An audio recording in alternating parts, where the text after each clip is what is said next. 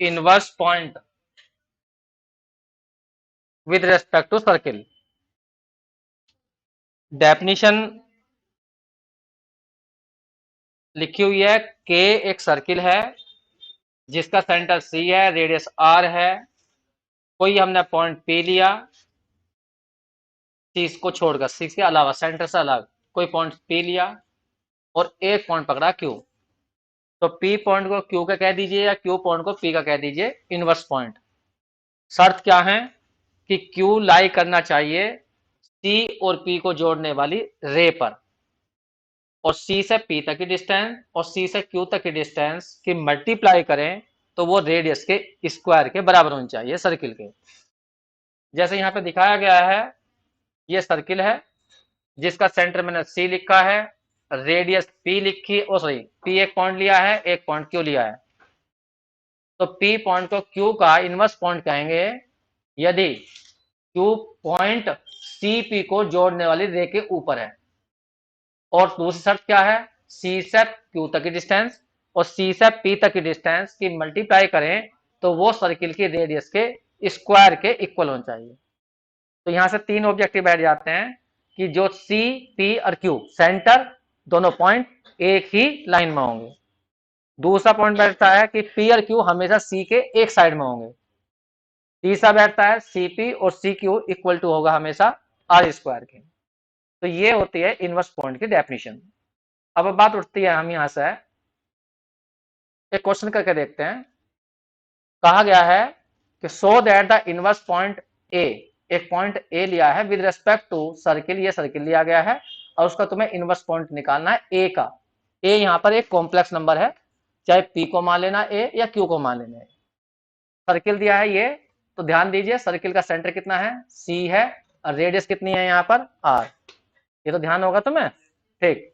तो मैं यहाँ पर इनवर्स पॉइंट निकालने का तुम्हें तरीका बताऊंगा। मैंने एक सर्किल ड्रॉ करा,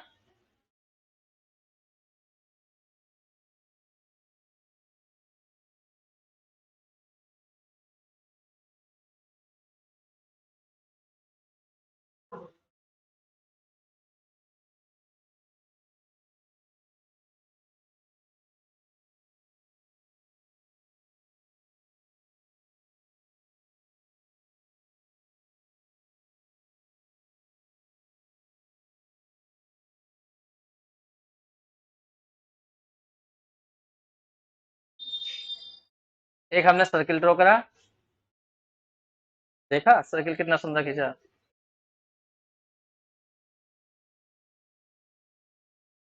साइड में आएगा, ये सर्किल है, इसका सेंटर हमने लिया है सी,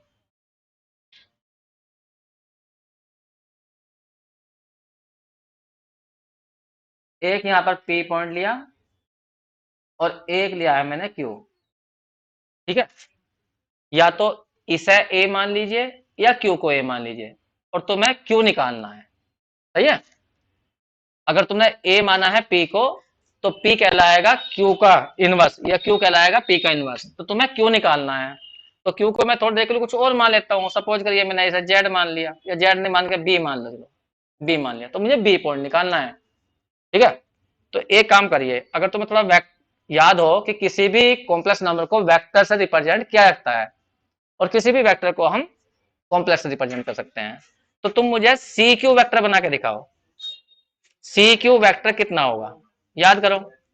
ओ हाँ, तो पहले क्यू आएगा फिर उसके बाद में सी आएगा, तो क्यू माना मैंने बी, तो बी माइनस सी को सी लिख लेता हूं। ए, एक मिनट, वेक्टर गलत लगा दिया, बी माइनस सी। इसी तरह से तुमसे कोई कहता है सी पी वेक्टर बनाओ, तो सी पी वेक्टर कितना बन जाएगा, ए माइनस सी। ये मैंने सी से दिखाया ये। ठीक है, तो मतलब ए बी सी ये कॉम्प्लेक्स नंबर है, सी सेंटर को रिप्रेजेंट कर रहा है और ए बी आपस में होंगे इनवर्स पॉइंट। तो हमें यहाँ पर बी निकालना है, क्योंकि हमसे कहा गया ए का इनवर्स पॉइंट ढूंढ के दिखाइए इस वाले का। तो मैंने यहाँ पे दो वेक्टर बना दिए। अब ये दोनों वेक्टर कैसे होंगे, पैरेलल। पैरेलल तो है, एक ही डायरेक्शन में है, पैरेलल हैं, तो इन जो एक जिस कॉम्प्लेक्स नंबर को रिप्रेजेंट कर रहे हैं तो उन दोनों का आर्गुमेंट कैसा हुआ होगा, जब दो वेक्टर पैरेलल होते हैं तो उनकी डायरेक्शन सेम हुई, डायरेक्शन सेम हुई, और वे तुमने कॉम्प्लेक्स नंबर दिखा, वो वेक्टर दिखा रखे हैं कॉम्प्लेक्स नंबर से, तो क्या बताया था, किसी वेक्टर की डायरेक्शन उसके जो कॉम्प्लेक्स नंबर से वो रिप्रेजेंट कर रहा है उसके आर्गुमेंट के बराबर होगी। तो यहां पर हम कहेंगे भाई सी क्यू और सी पी, क्या क्या लिखा जरा, सी क्यू और सी पी दोनों के दोनों कैसे हैं, पैरेलल हैं, तो इसका मतलब argument B minus C equal to हुआ होगा आर्गुमेंट ए माइनस सी। कोई दिक्कत नहीं आता, बस थोड़ी सी प्रॉब्लम होगी हल्की सी, ध्यान सुनना। मैं थोड़ा सा छोटा लिखना शुरू करता हूं जिससे कि एक पेपर पे ही आ जाए।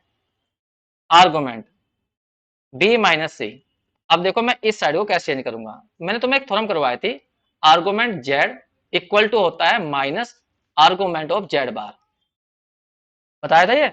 तो इसमें मैं ये पीछे की तरफ कंडीशन लगा रहा हूं, तो यहां लिखूंगा मैं आर्गुमेंट और क्या लिख दूंगा, ए माइनस सी का बार, ये लिख दिया। देख, माइनस आर्गुमेंट, बार को हम अलग अलग कर सकते हैं, ए माइनस सी का बार, इसको साइड को इधर ले आइए, तो आर्गुमेंट आ जाएगा बी माइनस सी और यहां हो जाएगा plus argument A bar minus C bar equal to 0। Argument log की तरह काम करता है, तो आर्गुमेंट आ जाएगा, मेरे में प्रॉब्लम क्या है, जिधर मैं अपना फोटो लगा देता हूं उधर लिखते लिखता पहुंच जाता हूं, फिर बाद में ध्यान आता है अरे इधर तुमने फोटो लगा रखा। यहां आ जाएगा बी माइनस सी और इनटू में क्या आ जाएगा, a bar minus C bar equal to कितना हो गया, 0। याद करो, किसी कॉम्प्लेक्स नंबर का आर्गुमेंट 0 हो रहा है तो वो कॉम्प्लेक्स नंबर कैसा रहा होगा, ये इस पूरे का आर्गुमेंट 0 है। जब भी कोई कॉम्प्लेक्स नंबर लिखा जाता है पोलर फॉर्म में तो ऐसे लिखा होता है, थीटा उसका आर्गुमेंट होता है। अब हम कह रहे हैं पूरा का पूरा उसका कॉम्प्लेक्स नंबर का आर्गुमेंट 0 है, कहने का थीटा की बात चल रही है, तो थीटा 0 हो जाएगा तो जेड कैसा बन जाएगा, ये सोचो। अगर थीटा 0 हो गया तो जेड कैसा बनेगा, प्योरली रियल या प्योरली इमेजिनरी, प्योरली रियल बन जाएगा। ऐसा करके देख लो ब्रो, ये प्योरली रियल आ जाएगा। वही बात हम यहाँ पे कह रहे हैं, तो इसका मतलब हुआ बी माइनस सी और यहाँ पर ए बार माइनस सी बार कैसा होगा, प्योरली रियल होगा, प्योरली रियल। एंड मैं पॉजिटिव भी लिख देता हूं। अब पॉजिटिव वाली बात क्यों हो गई, अगर मान लो नेगेटिव भी आ गया तो 0 लिखा है तुमने, तो नेगेटिव ऐसा गायब कर दो। अगर ये नेगेटिव नंबर आ गया और इक्वल टू 0 का रखा है तो उसे पॉजिटिव कर दीजिए। वैसे यहाँ पर जो है जरूरत नहीं है मुझे पॉजिटिव, एक मिनट अभी तो यही छोड़ दीजिए। अब इसका फायदा मैं क्या उठाऊंगा वो बताऊंगा। देखिए, तुमने अभी ऊपर बताया डेफिनेशन में कि भाई ये तुम्हारे अगर इनवर्स पॉइंट हैं तो सी से क्यू तक की लंबाई और सी से पी तक की लंबाई, कहने वाला इन दोनों वेक्टरों का मोड कैसा होगा, उनकी मल्टीप्लाई इक्वल टू होगी रेडियस के आर स्क्वायर के। लिख दो, इसका मतलब वेक्टर पी क्यू क्या था, सी क्यू, सी क्यू और इनटू में सी पी, इन दोनों लंबाई की मल्टीप्लाई करूंगा तो वो किसके बराबर आ जाएगी, रेडियस के स्क्वायर के। जरा वैल्यू खोलना, सी क्यू वेक्टर कितना बताया तुमने अभी ऊपर, बी माइनस सी, ये तो आया था, और यहाँ क्या आया था ये वाला, ए माइनस सी, ये आ गया आर स्क्वायर के, क्योंकि सीपी के सी क्यू बराबर था हमारा बी माइनस सी के और सीपी बराबर था हमारा ए माइनस सी के, ये तो ना। अब तुम्हें पता होगा किसी भी कॉम्प्लेक्स नंबर का मोड या उसके बार का मोड सेम होता है, तो मैं यहाँ पर बी तो लिखूंगा, ये तो सेम लिखूंगा, इसको चेंज करूंगा, मैं यहाँ लिख दूंगा ए माइनस सी का बार, क्योंकि देखिए ऊपर वाली इक्वेशन में यहाँ पे देखिए ध्यान से, यहाँ पर आ ए बार सी बार, तो मैं ऐसे ही बना रहा हूँ यहाँ पर, तो बी माइनस सी और इंटू में आ जाएगा a bar minus C bar equal to कितना हो जाएगा, आर स्क्वायर के। देखिए ध्यान देना, तुमने पढ़ रखा है mode Z1 into Z2 equal to होता है mode Z1 into mode Z2, तो इस हिसाब से यहाँ पे लिख सकता हूं मैं बी माइनस सी और इंटू में आ जाएगा ए बार माइनस सी बार और इक्वल टू हो जाएगा तुम्हारा कितना, आर स्क्वायर। अब सोचिए यहाँ पर मोड लगाने का फायदा है या नहीं है, तुम्हें पता है ये अंदर वाला अभी हमने प्रूफ करा रियल नंबर है, ये नहीं करा प्रूफ रियल है, तो मोड लगाने का कोई फायदा नहीं है। अगर मान लो कोई कॉम्प्लेक्स नंबर 4 है और उसमें इमेजिनरी पार्ट है ही नहीं और तुम मोड लोगे तभी तो 4 ही आएगा, समझ में आ गई बात तुम्हें, तो हम कहेंगे भाई अंदर वाला पार्ट जो है वो रियल है, इसलिए हम मोड लगाने का कोई फायदा नहीं है, इसका मतलब बी माइनस सी और ए बार माइनस सी बार की वैल्यू किसके बराबर हो जाएगी, आई स्क्वायर के। मैंने लिख दिया है सिंस बी माइनस सी इंटू में ए बार माइनस सी बार क्या है, is purely real, purely real है, इसलिए हमने ऐसे लिख दिया। अब यहां से हमें बी निकालना है, तो बस बाकी सबको उधर फेंक दीजिए और बी निकाल दीजिए यहां से। तो बी की वैल्यू बताइए कितनी आएगी, पहले बी माइनस सी को यहीं रोक लीजिए, b minus C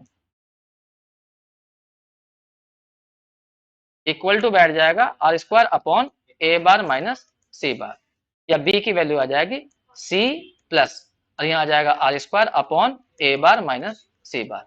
answer check करिए जो उसने दिया था कि बी की वैल्यू वही आई या नहीं आई। ये यहाँ पे देखो, ये रहा। अच्छा, रेडियस तुम्हारी कैपिटल आर थी, तो आर लिख लें कैपिटल आर। देखो R square upon A square minus के सी स्क्वायर, और यहाँ पे देखो ये।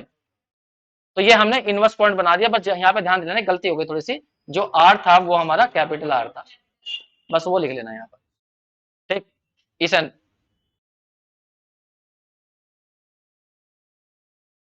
देखिए एक ये जो पॉइंट है हमारा ये वाला, ये वाला, ये तो कह रहे हो ना, सपोज करो जेड इक्वल टू है 3, चलो आसान सा ले लो, 1 प्लस आई, तो इससे पॉइंट क्या बना 1 1, ठीक है। अगर हम इसे दिखाना चाहें तो ये कहा जाएगा यहाँ पर 1 1, इसका आर्गुमेंट निकालो। आर्गुमेंट का मतलब ये कौन, कोई वेक्टर तो ये बनेगा जिससे दिखाया जाएगा। मान लो पी वेक्टर है तो कोई कहा जेड किससे रिप्रेजेंट किया जाएगा, ओपी वेक्टर से, याद है तुम्हें नहीं, ठीक जी। आर्गुमेंट ये होगा, यही जेड का आर्गुमेंट कहलाता है, या यही ओपी वेक्टर की डायरेक्शन कहलाती है। ठीक, कितना बैठेगा वैसे पाई 4, क्योंकि ये 1 है ये 1 है, पाई 4 बैठ जाएगा।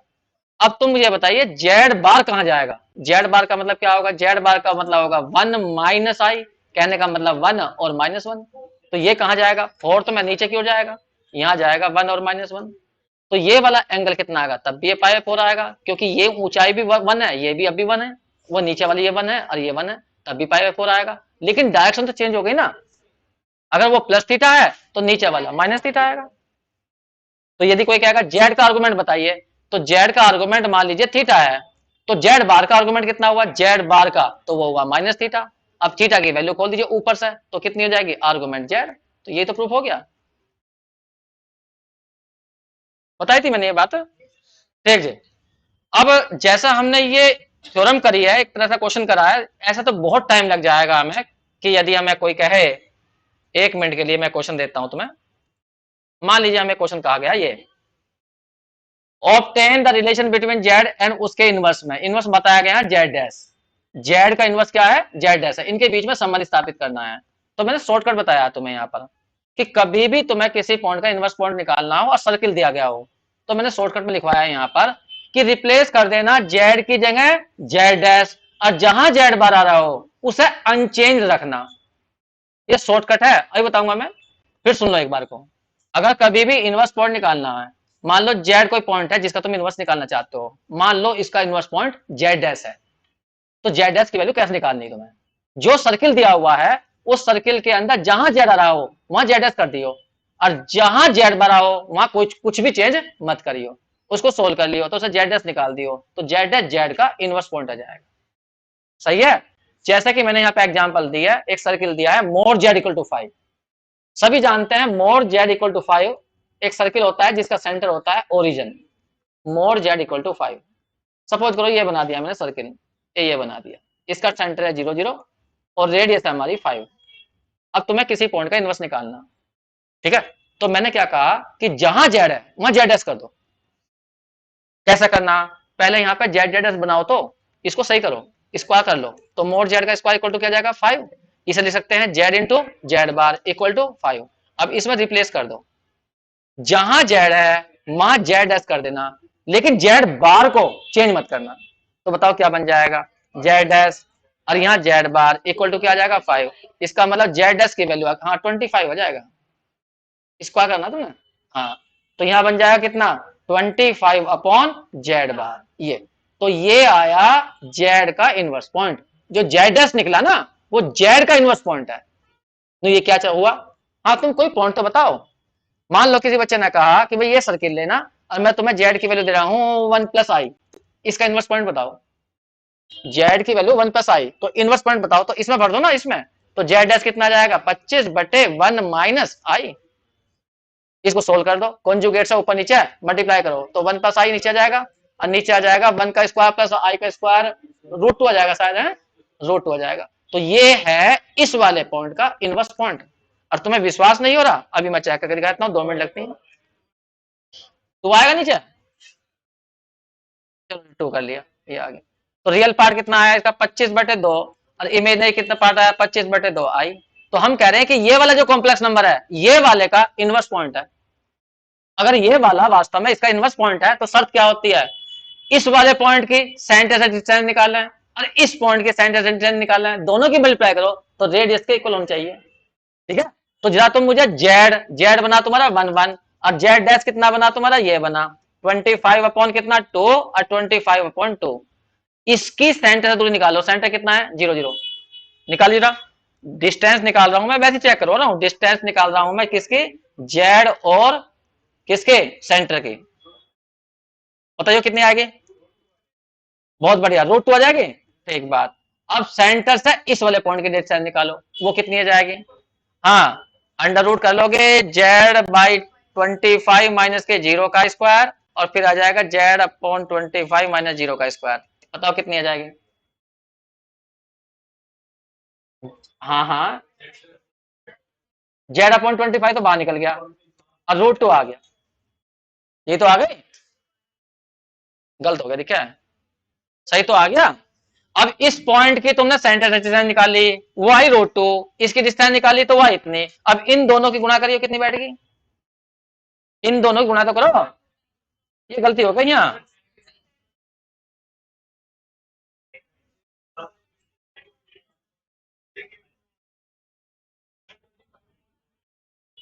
√2 नीचे आएगा।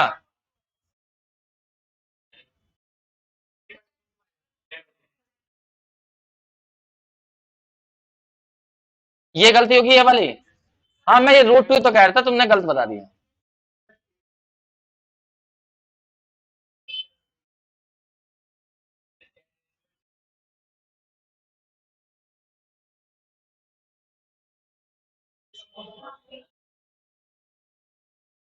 सारी गड़बड़ करवाए तुमने जो है।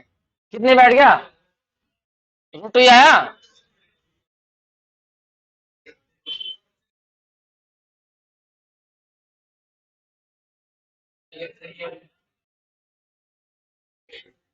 तुम अपने आप कैलकुलेट करो, 1 मिनट को सिर्फ करियो कैलकुलेट। देखिए, हमने इसे एक रफ एग्जाम्पल समझाने की कोशिश करी थी। मैंने बताया था कि शॉर्टकट इसका यही तरीका होता है कि जब भी कभी किसी पॉइंट का तुम्हें इनवर्स पॉइंट निकालना हो सर्किल के रेस्पेक्ट में, तो सर्किल की इक्वेशन के अंदर जहां जेड है वहां जेड एस कर देना, और जेड एस के बार में कोई चेंज मत करना। हमें सर्किल ये दिया गया था, हमने स्क्वायर करा, मोड हटाया, तो ये ऐसा बन गया। अब मुझे यहाँ पर क्या रिप्लेस करना, जहां जेड है वहां जेड एस कर देना, जेड बार में कोई भी चेंज नहीं करना, बस इस बात का ध्यान रखना। तो हमने जैसे ये चेंज करा तो जेड डैश की वैल्यू ये आई। तो कोई पूछ लेगा जेड डैश क्या आया, जेड का इनवर्स पॉइंट है इस सर्किल के रेस्पेक्ट में।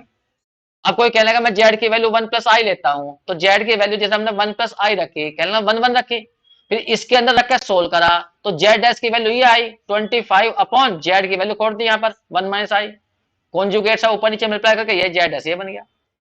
तो इसका मतलब है जो नीचे वाला पॉइंट बना ये ऊपर वाले पॉइंट का 1 + i का क्या है, इनवर्स पॉइंट है। अब हमें ये चेक करना कि सही है गलत है। तो सेंटर से जेड के बीच की डिस्टेंस निकालो, वो √2 है, और सेंटर से जेड डैश के बीच की डिस्टेंस निकालो, वो रूट कितनी है 25/√2 है। अब इन दोनों डिस्टेंसों की मल्टीप्लाई करो तो √2 से √2 कट जाएगा, 25 बचेगा, जो इसकी रेडियस के स्क्वायर के बराबर है। तो यहां पर तुम जेड की नई नई वैल्यू रख के देख सकते हो, और तुम इनवर्स पॉइंट निकाल लोगे। ठीक है, अगर मान लीजिए किसने सर्किल चेंज कर दिया, दूसरा और देख लीजिए एक एग्जांपल बस। मान लीजिए किसने क्वेश्चन कहा ये,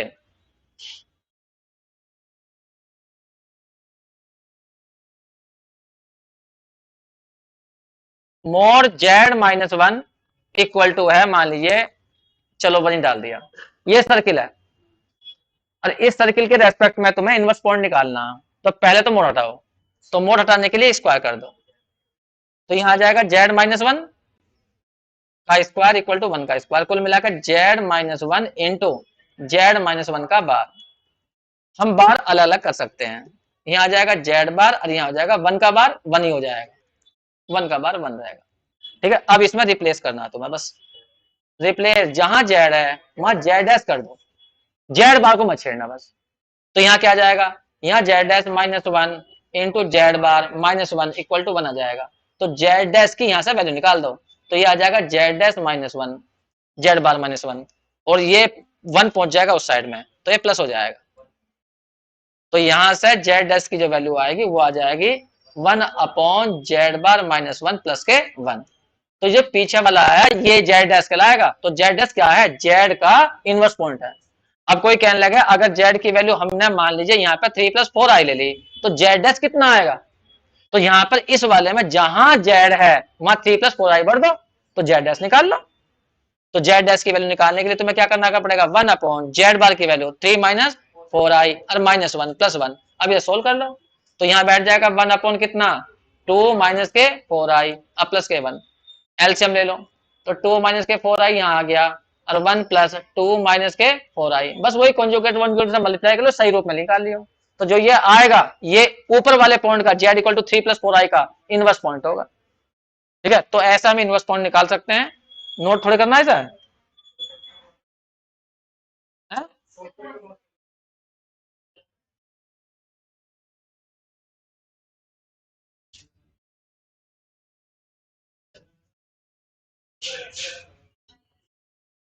देखो बच्चों, जैसा कि हमने ये एग्जांपल की,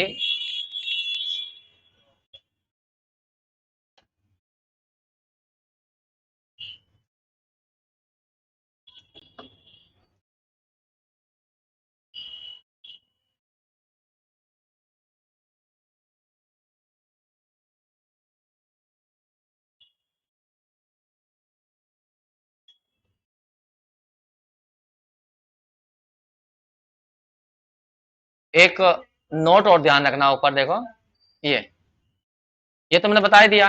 एक मैंने ये लिखवाया नोट में कि जीरो का इनवर्स होता है इन्फिनिटी, और इन्फिनिटी का इनवर्स होता है जीरो अगर सर्किल इस टाइप का है, तो मोर z = 5 जिसका सेंटर ओरिजिन हो। जैसे तुमने अभी इसे सोल्व किया था तो तुमने बताया था z डैश ये वाला इनवर्स पॉइंट है z का, तो हमने कहा जीरो का इनवर्स पॉइंट इन्फिनिटी होता है। तो जिस पॉइंट का तुम्हें इनवर्स पॉइंट निकालना हो तो वो z मान के उसे यहां भर दो, z डैश निकाल लो। जैसे जीरो का निकालना तुम्हें, तो z = क्या भर दो यहाँ जीरो, तो जीरो का बार जीरो आ जाएगा, 25/0 कितना बन जाएगा इन्फिनिटी, तो z डैश की वैल्यू इन्फिनिटी होगी। ठीक है, अब z की वैल्यू तुम यहाँ इन्फिनिटी भरो, तो 1/इन्फिनिटी जीरो होता है, तो इसका मतलब इन्फिनिटी का इनवर्स क्या हो जाएगा, जीरो हो जाएगा। एक अभी हमने उससे ऊपर क्या था, ये वाला आर्टिकल था, जिससे पहला वाला आर्टिकल, ये वाला आर्टिकल किया था हमने। इसमें हमें सर्किल की क्या दिया गया था, ये दिया गया था मोर z - c = r, कहा गया था इसका क्या निकालना, तुम्हें इनवर्स पॉइंट निकालना। तो इसमें भी ये तुम शॉर्टकट लगा सकते हो, तो मैं तुम्हें इसमें शॉर्टकट लगा के दिखा देता हूं एक बार।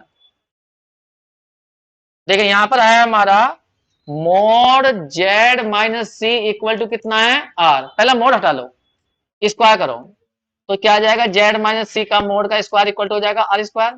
फिर से लिख सकते हैं हम z - c इंटू में क्या लिखते हैं z - c का बार इक्वल टू कितना हो जाएगा r स्क्वायर। बार अलग अलग कर लो, तो यहाँ आ जाएगा z बार और माइनस आ जाएगा c bar equal to r square. अब इसमें रिप्लेस कर दो, replace z by z dash, यहाँ आ जाएगा z dash minus C equal to आ जाए यहाँ z bar minus C bar equal to कितना हो जाएगा r स्क्वायर। यहाँ से z डैश की वैल्यू निकालनी तुम्हें, तो r स्क्वायर अपॉन कर दो z स्क्वायर माइनस सी बार, ये रहा।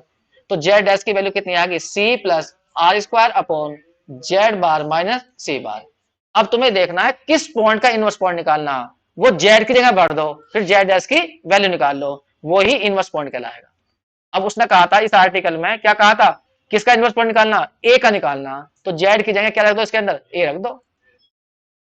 तो अब मैं इसमें पुट कर दूंगा कितना, पुट जेड बराबर ए, क्योंकि मुझे ए का इनवर्स पॉइंट निकालना। तो जब इसमें भरेंगे तो जेड एस की वैल्यू कितनी जाएगी, C plus R square, C plus R square upon यहाँ जाएगा ए का बार माइनस सी का बार। अब देखो वही आंसर आगे नहीं आ गया, वही तो आ गया जो पहले किया था हमने।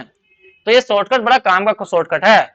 जब भी इनवर्स निकालना हो किसी भी सर्किल के रेस्पेक्ट में, पहले सर्किल को जेड जेड एस के रूप में लिया हो, और जहां उसमें जेड हो वहां पर जेड एस लिख के और जेड एस की वैल्यू एक तरफ निकाल लो। अब जिस पॉइंट का कह रहा है उसे जेड मान के उसमें पुट कर दो, जेड एस निकल जाएगा।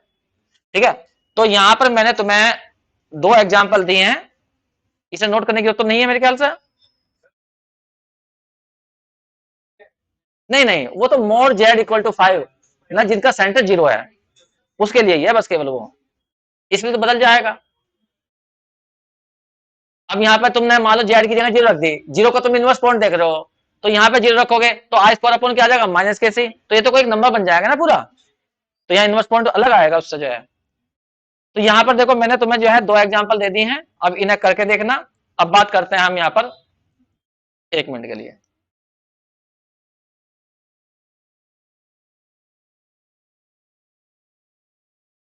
मैंने एक एग्जाम्पल दी ना अभी तुम्हें, वो कहाँ गई, ये रही। देखिए मैंने यहां बताया कि मोर जेड इक्वल टू 5, इसका इनवर्स पॉइंट निकाल के दिखाया, ये बताया मैंने जेड एस की वैल्यू आएगी 25 अपॉन जेड बार। अब जिस पॉइंट का भी तुम्हें इनवर्स पॉइंट देखना है इस सर्किल के रेस्पेक्ट में, जेड की जगह वो भर दीजिए, यहां भर के और जेड एस की वैल्यू निकाल लीजिए। अब मैंने तुम्हें बहुत सारे अलग अलग पॉइंट इसमें भर के दिखाऊंगा और जेड एस की वैल्यू निकाल के दिखाऊंगा। ये तो हम हाथ से कर रहे थे, अब मैं करके दिखाऊंगा इसे कंप्यूटर से।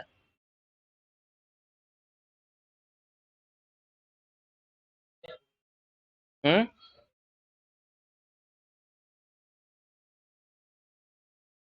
ये तो वीडियो है, इसे देखना ध्यान से। ये मैंने सर्किल खींचा है ये वाला, और सर्किल का सेंटर लिया है ओरिजिन, और इसकी रेडियस भी मैंने 5 लिया, ऊपर लिख दिया, यहां से यहां तक डिस्टेंस चेक कर लीजिए 5 है यहाँ तक के, क्योंकि यहाँ तक की 4 है, ये 5 6 है, तो बीच में आएगा 5, तो रेडियस मैंने 5 लिया है। यहाँ पर एक पॉइंट पी दिखाया है और एक पॉइंट दिखाया है मैंने क्यू, या तो क्यू पॉइंट को पी का इनवर्स कहिए या पी पॉइंट को क्यू का इनवर्स कहिए। अगर पी पॉइंट तुमने 3 2 लिया तो उसका इनवर्स पॉइंट बैठेगा ये वाला। यहाँ पर कुछ ऑब्जेक्टिव निकलते हैं, वो ऑब्जेक्टिव समझाने के लिए मैंने ये वीडियो बनाई। अब इसको देखना, पी पर ध्यान रखना, पी का इनवर्स पॉइंट मान लो क्यू है, तो देखो क्या क्या होगा वो देखना। पी पॉइंट को मैं चलाऊंगा, देखिए पी पॉइंट जैसे ही सर्किल के ऊपर आया तो पहला ऑब्जेक्टिव बनता है, तो बताइए इनवर्स पॉइंट क्या आएगा, वो सेम हो जाएंगे, हो नहीं गए, क्यू भी वहीं पे आ गया तुरंत जो है। अब मैंने पी पॉइंट को सर्किल से, सब एक मिनट चलो करने दो सर्किल। अब मैं पी पॉइंट को अंदर क्यों ला रहा हूं, तो देखो क्यू पॉइंट कहां को भाग रहा है, दूर की ओर। जैसे ही पी पॉइंट इसके सेंटर पर आएगा, इसका मतलब जेड की वैल्यू क्या हो जाएगी, पी पॉइंट की वैल्यू क्या हो जाएगी, 0 0, तो जेड क्या हो जाएगा 0 0, तो क्यू पॉइंट कहां पहुंच जाएगा, अनंत पर पहुंच जाएगा। अभी तो बता रहा था मैं तुम्हें कि ये मैंने ये कहा था तुमसे अभी, अगर जेड 0 हो गया तो उसका इनवर्स पॉइंट क्या हो जाता है, इन्फिनिटी हो जाता है। तो मैं पी पॉइंट का इनवर्स पॉइंट ढूंढ रहा हूं, तो पी पॉइंट को मैं ओरिजिन के नजदीक ला रहा हूं। जैसे जैसे मैं पी पॉइंट को ओरिजिन के नजदीक लाऊंगा, ये लाया, तो देखो वो हमें दिखाई भी नहीं देने का, इतनी दूर पहुंच जाएगा, बहुत दूर। तो इसका मतलब पी पॉइंट का इनवर्स पॉइंट कहां पहुंच जाएगा, इन्फिनिटी पर। अब मैं पी पॉइंट को बाहर निकालने की कोशिश करूंगा, देखो ले रहा मैं बाहर, तो क्यू पॉइंट कहां आ गया, फिर अंदर आ गया। इससे तीसरा ऑब्जेक्टिव बनता है कि यदि कोई पॉइंट सर्किल के अंदर है तो उसका इनवर्स पॉइंट बाहर जाएगा, और यदि वो बाहर है तो सर्किल, हाँ, इनवर्स पॉइंट अंदर आएगा, और यदि वो उसकी सर्कमफ्रेंस पर है तो फिर इनवर्स पॉइंट वही बनेगा। समझ में आ गई बात तुम्हें। तो ये मैंने तुम्हें एक एक पॉइंट का इनवर्स पॉइंट बताया है, और इससे जो ऑब्जेक्टिव बनते हैं उनके जवाब तुम आराम से दे सकते हो इसको देखकर जो है। ठीक है, अब मैं यहां पर तो एक पॉइंट का इनवर्स पॉइंट सिखाया है मैंने। अब कोई कहने लगा पूरी एक लाइन सेगमेंट दे दे, क्योंकि लाइन सेगमेंट बहुत सारे पॉइंटों का एक ग्रुप होता है, सेट होता है, तो सारे पॉइंटों का हम इनवर्स पॉइंट चेक करने लगे तो क्या बनेगा। अब मैं तुम्हें दूसरी वीडियो दिखाता हूं। Inverse point with respect to circle तो बता ही दिया मैंने तुम्हें, अब मैं दिखा रहा हूं inverse point of a line segment with respect to circle. अब इसे देखना एक मिनट को, मैं थोड़ा सा इसे बड़ा कर देता हूं।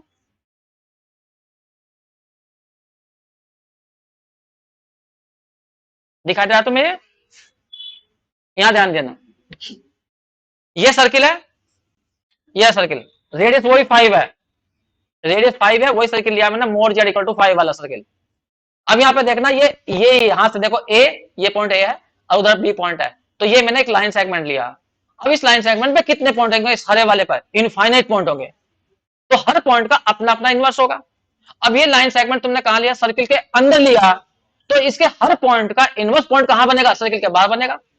अब पी पॉइंट को देखना, अब पी पॉइंट का इनवर्स पॉइंट है क्यू पॉइंट, तो देखो मैं पी पॉइंट को चलाऊंगा इस लाइन सेगमेंट के ऊपर, तो तुम्हें देखना है क्यू पॉइंट कहां को भागेगा।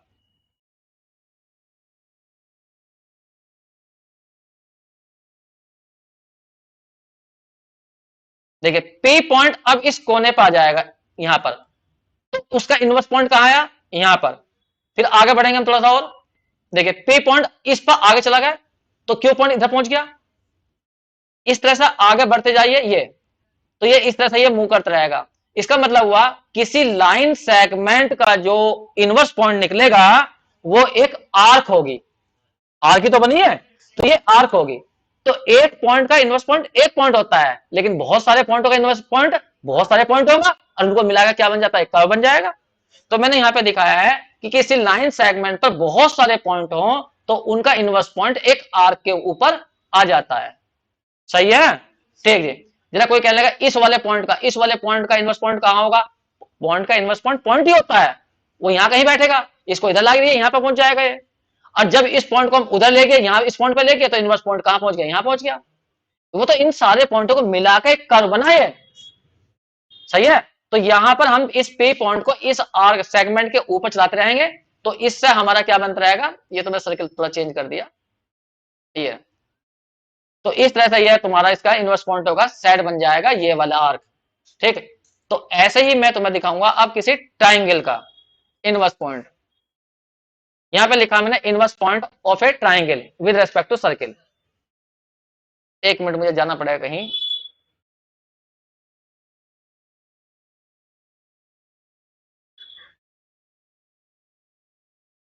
Inverse point with respect to,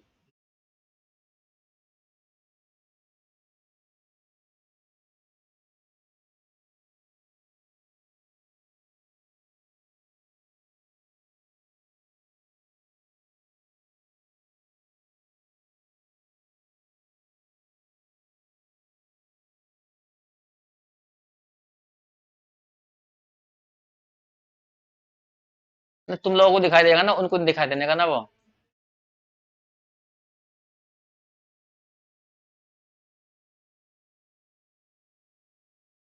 उनको दिखाई नहीं देने का वो।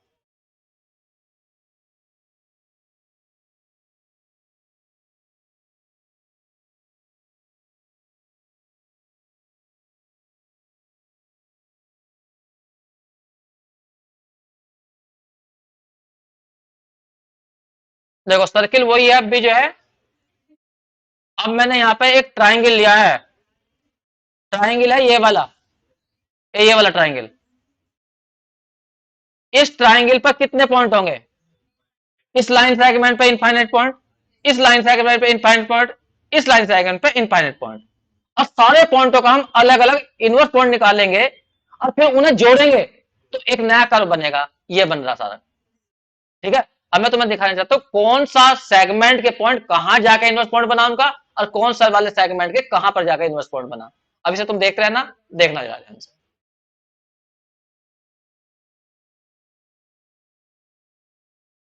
अब मैं पी पॉइंट पकड़ लिया, तो कोई पूछने लगा पी पॉइंट जो है ये कोना है, दो लाइन सेगमेंटों का इंटरसेक्शन पॉइंट है, तो इसका इनवर्स पॉइंट कहां है? क्यू पॉइंट पर। ये रहा। आगे बढ़ेंगे अब यहां से, पी पॉइंट को चला रहा हूं मैं, ये रहा, इस सेगमेंट चलाया मैंने इस वाले सेगमेंट पर, और देखो वो कहां जा रहा है, ये रहा। इसका मतलब है इस वाले सेगमेंट के जो जितने पॉइंट है उनका जो इनवर्स पॉइंट है वो यहां से लेकर यहां तक मैप होंगे। इसी तरह से हम आगे बढ़ेंगे और ये आ गए यहां तक। अब दूसरा सेगमेंट चलने नीचे वाले पर, खड़े वाले सेगमेंट पर, ये ना वो अंदर पहुंच गया पॉइंट थोड़ा सा, देखो ये। इसका मतलब है इस वाले जो खड़ा वाला सेगमेंट है उसके जो सारे पॉइंट है उनका इनवर्स पॉइंट कहां आएगा? इस बाहर वाले पे आएगा, इस बाहर वाले पे यहां मैप होगा। फिर अंदर चलिए और तीसरा सेगमेंट था ये वाले। इन सारे पॉइंटों का जो इनवर्स पॉइंट बैठा तो वो इस वाली आर्क पे बैठा, तो इस वाले का इस वाले सेगमेंट का इस आर्क पर, इस वाले का इस बाहर वाली आर्क पर, और इस वाले का इस वाली आर्क पर, तीनों आर्कों को मिलाकर ये वाली फिगर बन जाती है। अब बात उठती है सर्किल के और ट्राइंगल के जो अंदर पॉइंट होंगे वे कहां जाकर मैप होंगे, वो भी देख लीजिए।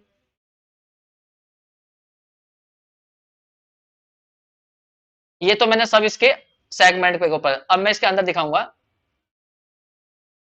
ये देखिए अंदर पॉइंट लिया मैंने, तो देखो पी पॉइंट अंदर है ट्राइंगल के, तो कहां मैप हो रहा है वो, इस वाले यहाँ फिगर के अंदर मैप हो रहा है।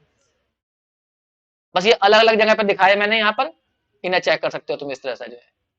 तो मैंने तुम्हें यहाँ पर एक केवल सिंगल पॉइंट का इनवर्स पॉइंट क्या होता है, फिर एक लाइन सेगमेंट का इनवर्स पॉइंट क्या है, फिर उससे कोई डायग्राम ले ले, जैसे मैंने फिलहाल तो ट्राइंगल लिया है, तुम रेक्टेंगल के देख सकते हो इस तरह से बना बनाकर जो है। तो उस तरह से तुम देखोगे तो इस तरह से इनवर्स पॉइंट हम निकाल सकते हैं किसी भी सर्किल के अबाउट। लेकिन यहाँ पर ध्यान रखना इनवर्स पॉइंट सीख, समझ में नहीं आया मेरे, दोबारा बोलो। हाँ क्लोज बन गया ये अपना, हाँ क्लोज ही आ जाएगा।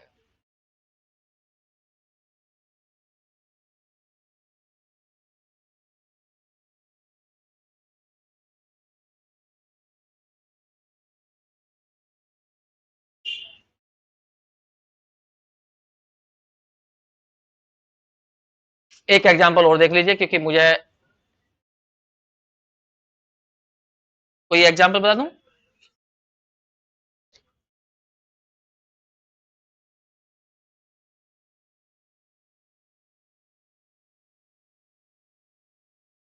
ये सर्किल दिया गया है और पॉइंट दिया गया है, तो मैं ये 1 + 2i, और तुम्हें इसका इनवर्स पॉइंट निकालना है। कहने का मतलब ये तुम्हारे लिए जेड है, तुम्हें इसका इनवर्स पॉइंट निकालना है, सर्किल ये दिया गया है। तो सर्किल को पहले सही कर दीजिए, बताओ कैसे करोगे। डायरेक्ट कर देना आपकी बात, स्क्वायर भी करो और हाँ हटा भी दो उसे। Z-5 इंटू Z⁻5 जाएगा इक्वल टू 1। फिर क्या करना है, जेड की जगह जेड डैश लगाना, तो यहाँ Z'-5 और यहाँ आ जाएगा Z⁻5 इक्वल टू 1। तो जेड डैश के लिए डायरेक्ट बोल दो 1/Z⁻5 और प्लस के 5। ठीक है, अब इसके द्वारा तुम किसी भी पॉइंट का इनवर्स पॉइंट निकाल सकते हो, बस सर्किल ये रहेगा। सर्किल का सेंटर कितना बताइए, सर्किल का सेंटर कितना है 5 0। 5 कहां होगा, x की वैल्यू 5 ले लेंगे, y की वैल्यू 0, तो यहाँ को मान लो। तो यहाँ पर है तुम्हारा 5 0 और रेडियस कितनी है 1, ये सर्किल है। और इस सर्किल के ये पॉइंट जो दिया गया, जिस पॉइंट का पूछा गया, सर्किल के बाहर है या अंदर है, वैसे ही बताओ, सोचकर दिमाग लगाओ। जिस पॉइंट का पूछा गया है ये पॉइंट सर्किल के अंदर है या बाहर है। अगर ये बाहर है तो इसका इनवर्स पॉइंट अंदर आएगा, अगर ये अंदर होगा तो बाहर जाएगा। तो इसके और सेंटर के बीच की डिस्टेंस निकाल लो, इसके और सेंटर के बीच की डिस्टेंस, सेंटर कितना है 5 0 और ये कितना है इसका 1 2, इनके बीच की डिस्टेंस निकालो, वो 1 से ज्यादा हुई तो बाहर निकल जाएगा क्योंकि इसकी रेडियस 1 है, वरना अंदर आएगा। चेक करो कितना बैठेगा, हाँ 5 - 1 का स्क्वायर और प्लस आ जाएगा 2 - 0 का स्क्वायर, कुल मिलाकर क्या आ जाएगा यहाँ 4 का स्क्वायर, और यहाँ कितना आ जाएगा 4, वही तो बैठ जाएगा 16, यहाँ 4, यहाँ 20, 2√5, ये 1 से ज्यादा आ गई ना, तो इसका मतलब ये पॉइंट कहाँ जाएगा, इस सर्किल से बाहर जाएगा। भले ही वो इधर है वो दूसरी बात है, 1 2 यहाँ बैठेगा ये 1 2। तो इसका इनवर्स पॉइंट किधर होगा ये बताना तुम्हें, इसका इनवर्स पॉइंट इस लाइन पर होगा या पीछे की ओर होगा या अलग होगा, क्या बताया था, हमेशा ही सेंटर और वे इनवर्स पॉइंट एक कोलिनियर होते हैं। तो जो इनवर्स पॉइंट आएगा वो 100% इस लाइन के ऊपर आएगा और लेकिन सर्किल के अंदर रहेगा। अब वो पॉइंट ढूंढना तुम्हें, तो कुछ नहीं करना, इसमें जेड की जगह क्या भर देना 1 + 2i भर दो, तो इनवर्स पॉइंट निकल आएगा। कर दो पुट इसमें, मैं बहुत परेशान हूँ बहुत ही ज्यादा, देखिए। हाँ मेरा मन बिल्कुल नहीं लगता पढ़ाने में। जेड इक्वल टू क्या लिख दो, पुट करना है जेड बराबर कितना, लिखना कुछ में लिखा हो जाए, जेड इक्वल टू 1 + 2i, तो जेड डैश निकाल दो। अभी तो ये भी ना पता वो मुझ में चलेगा भी नहीं चलेगा जो मंगवा रहे हैं हम, अभी तो यही ना पता। बताइए बता कितना बच गया, -4 प्लस के 2i और प्लस के 5, जरा एलसीएम लेना बच्चों, -4 तो प्लस के बना जाएगा ऊपर अब प्लस के 2i जरा कॉन्जुगेट से मल्टीप्लाई करो, सही रूप में निकालो जल्दी, बहुत ही सर निकालो, कैलकुलेट करो जल्दी से।